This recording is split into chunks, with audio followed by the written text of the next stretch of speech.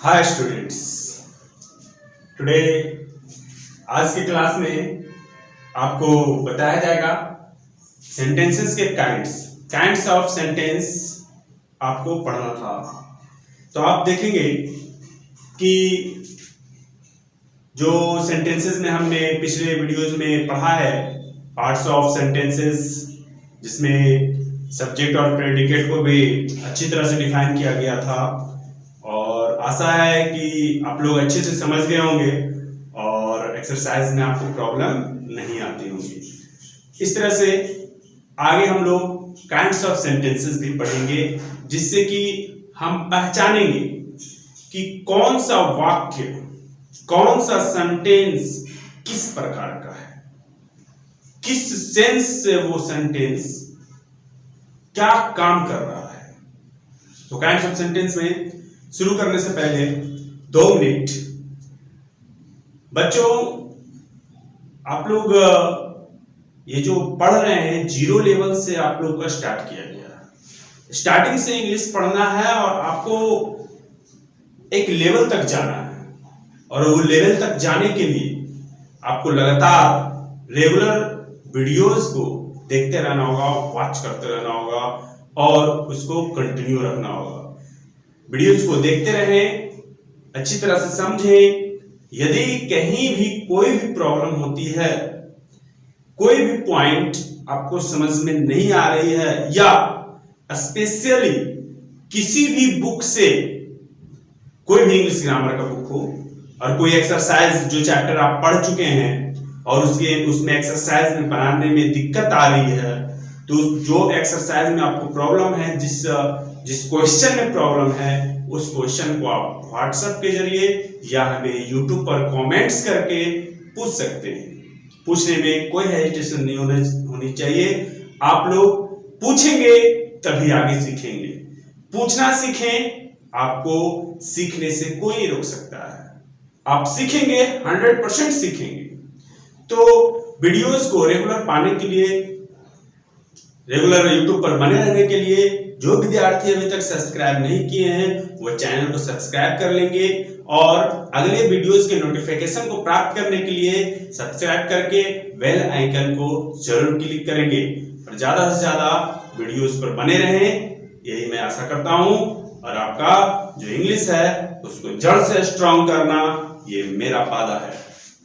आते हैं आज के चैप्टर में, काइंड्स ऑफ सेंटेंसेस, वाक्य के प्रकार। वाक्य के प्रकार में आपको ज्यादा कुछ नहीं ये समझना है कि मान लिया जाए कि सेंटेंस को हम 2 तरीके से बांटते हैं। एक काइंड्स ऑफ सेंटेंस का विभाजन किसी और बेसिस पर करेंगे और दूसरे सेंटेंस के काइंड्स का कोई और बेसिस पर करेंगे, यानी 2 बेसिस पर हम सेंटेंस के काइंड्स को बांटेंगे। तो देखते हैं, सेंटेंसेस के प्रकार को 2 आधार यानी बेसिस, 2 आधार पर विभाजित किया गया है।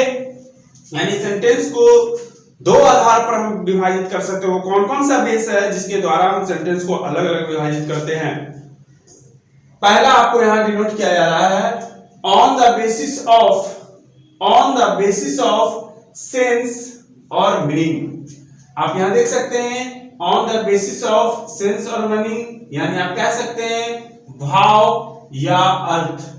भाव या अर्थ के आधार पर सेंटेंसेस को 5 ग्रुप में बांटा गया है। यानी आप देख रहे हैं, कह सकते हैं कि सेंटेंसेस के भाव, कोई भी सेंटेंस हम पढ़ेंगे उसका अर्थ निकालेंगे, उसका भाव निकालेंगे, उसका जो मीनिंग निकलेगा सेंटेंस का, तो उसके आधार पर हम सेंटेंस को 5 ग्रुप में बांट सकते हैं। और वो 5 ग्रुप क्या क्या है आप यहां देखेंगे। पहला है असर्टिव सेंटेंस। असर्टिव सेंटेंस जिसे स्टेटमेंट भी कहा जाता है। असर्टिव सेंटेंस को स्टेटमेंट भी कहा जाता है और इसके अलावा डिक्लेरेटिव सेंटेंस भी कहा जाता है।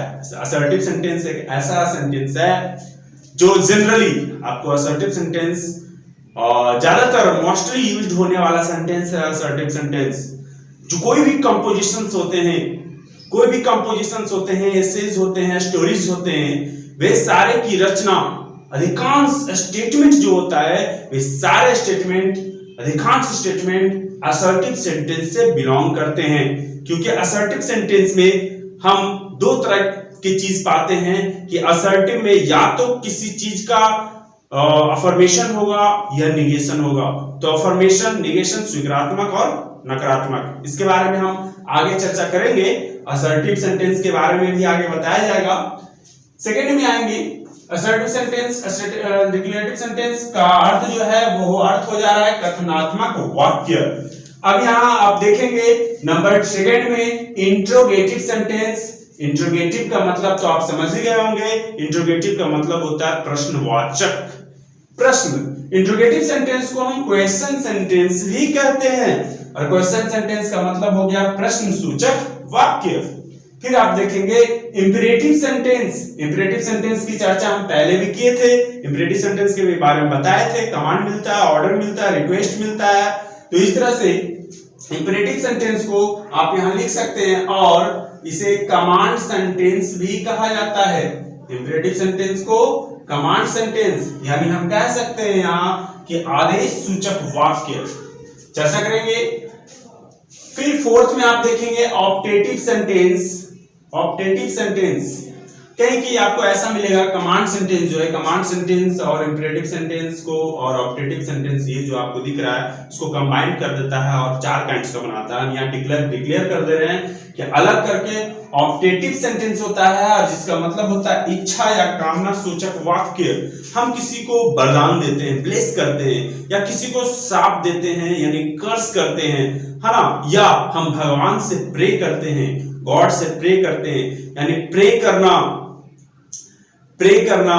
भगवान से प्रे किए, किसी को आशीर्वाद देना, ब्लेसिंग, किसी को शाप देना, कर्स, ये सभी जो वाक्य होंगे वो ऑप्टेटिव सेंटेंस के वाक्य होंगे। इच्छा, कामना सूचक, हमारी कामना है कि तुम्हारा जो उम्र हो वो लंबा हो, मेरी कामना है कि तुम आगे बढ़ो, तरक्की करो, ये सारे सेंटेंसेस ऑप्टेटिव सेंटेंस से बिलोंग करते हैं। फिर आपके फिफ्थ में है एट द लास्ट, फिफ्थ में आप देखेंगे एक्सक्लामेटरी सेंटेंस। एक्सक्लामेटरी सेंटेंस जिसका अर्थ होता है विस्मयादि बोधक वाक्य। एक्सक्लामेटरी सेंटेंस क्या है? तो एक्सक्लामेटरी सेंटेंस में आप देखेंगे क्या कि अपने मन के सडन फीलिंग्स, इमोशंस, दुख, सुख, ईर्ष्या की भावना जो है, दुख किसी को दिखा नहीं सकते हैं, सुख किसी को दिखा नहीं सकते हैं, सिर्फ जाहिर कर सकते हैं। ईर्ष्या दिखाने की चीज नहीं है, लेकिन ये सारे चीज मन की भावना है। तो मन की भावना जिसमें सुख, दुख, ईर्ष्या, क्लेश, ये सारे चीज छुपे होते हैं, इसको प्रकट करने के लिए जो वाक्य का प्रयोग किया जाता है, खुशी जाहिर करने के लिए, शोक जाहिर करने के लिए, तो वो आपका एक्सक्लामेटरी सेंटेंस का वाक्य होता है, जिसे हम अगले वीडियो में एग्जाम्पल के तौर पर सीखेंगे। डिफिनेशन के साथ साथ एग्जाम्पल भी आपको दिखाया जाएगा, जिससे कि काइंड्स ऑफ सेंटेंस में आपको प्रॉब्लम नहीं होगी।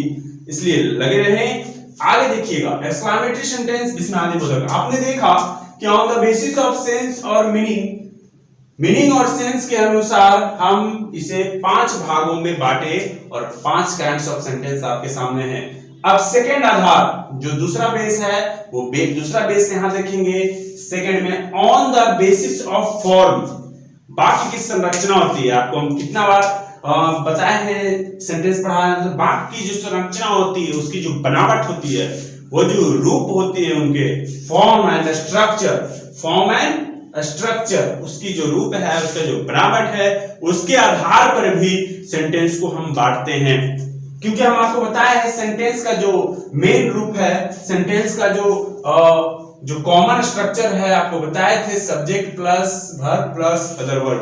तो इसमें क्या है कि कभी-कभी सेंटेंस में आप देखेंगे कि subject plus verb plus object तो सेंटेंस है ही, और एक ही सेंटेंस जो बहुत बड़ा सेंटेंस है उसमें दो सब्जेक्ट मिलेंगे, दो वर्ब मिलेंगे, दो ऑब्जेक्ट मिलेंगे, अदर वर्ड्स मिलेंगे। तो एक ही सेंटेंस में more than one subject and more than one verbs का प्रयोग यदि किया जाता है, तो उसमें कंजक्शंस का यूज किया जाता है, और ऐसे सेंटेंसेस को या स्ट्रक्चर के आधार पर सेंटेंस का बांटना कहलाएगा। तो स्ट्रक्चर और रूप के अनुसार सेंटेंस को हम 3 भाग में बांटते हैं। तो यहाँ आप देखें कि on the basis of form and structure sentences are divided into 3 groups.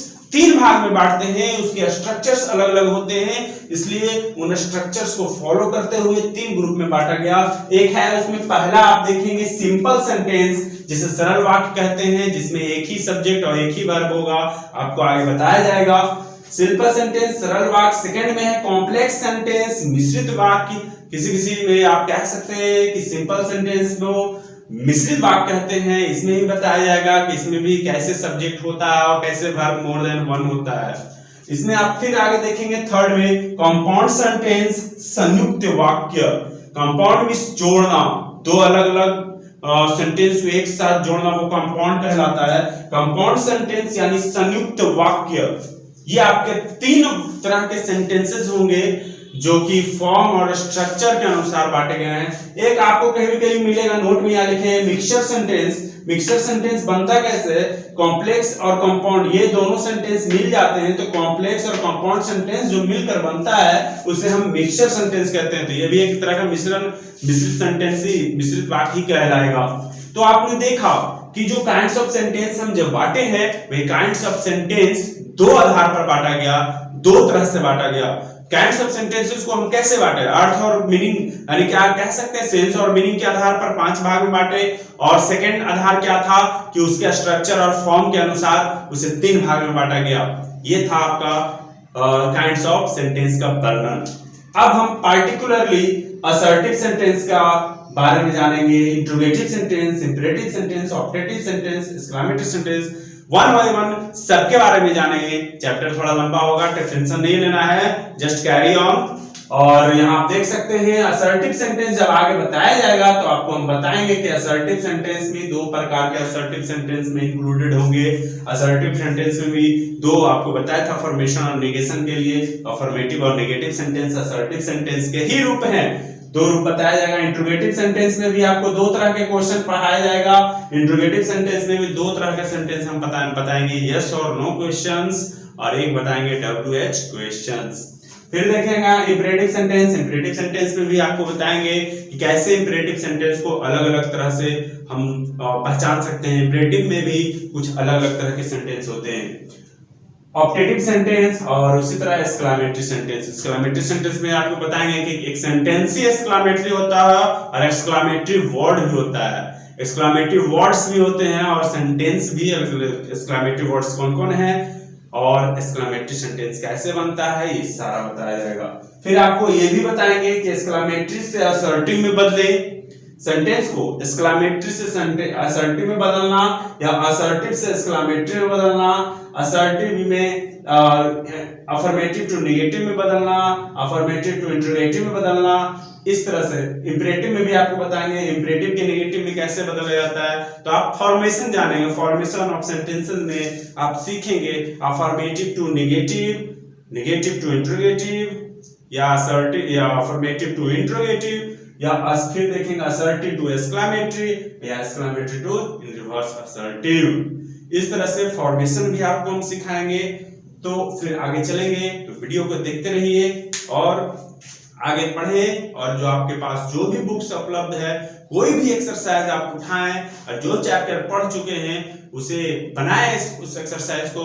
और कोई भी प्रॉब्लम दिक्कत आती है तो उस क्वेश्चंस को आप व्हाट्सएप ग्रुप के जरिए और उसमें आप यूट्यूब में कमेंट्स करके भी बता सकते हैं, आपको जवाब जरूर मिलेगा। आज के लिए धन्यवाद, बेस्ट ऑफ लक।